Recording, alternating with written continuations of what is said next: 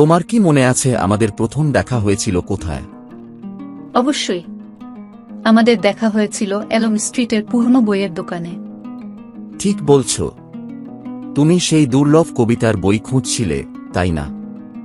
হ্যাঁ, রবীন্দ্রনাথ ঠাকুরের শেষের কবিতা। আমি ভেবেছিলাম এটি খুঁজে পাওয়া অসম্ভব।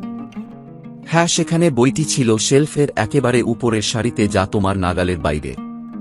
হ্যাঁ, তুমি পাশ দিয়ে যাচ্ছিলে এবং আমাকে বইটি খুঁজতে দেখছিলে। তখন বইটি খুঁজতে সাহায্য করার প্রস্তাব দিয়েছিলে, কিন্তু একটা শর্ত, শুধুমাত্র যদি আমি আপনার সাথে কফি খেতে রাজি হই। সত্যি বলতে, আমি অনেক নার্ভাস ছিলাম। আমি ভেবেছিলাম তুমি না বলে দিতে পারো। কিন্তু আমি না করিনি, কারণ তোমাকে দেখে আমার ভালো লেগেছিল। এরপর আমরা সেই ছোট্ট ক্যাফেতে ঘন্টার পর ঘন্টা কাটিয়েছি, তোমার মনে আছে? আমরা সবকিছু নিয়ে কথা বলতাম, আমাদের স্বপ্ন, ভবিষ্যৎ, জীবনের নানা ঘটনা। তখন আমার মনে হয়েছিল তোমাকে যুগ যুগ ধরে চিনি। এই প্রথম আমি এত তাড়াতাড়ি কারো সাথে সংযুক্ত অনুভব করলাম।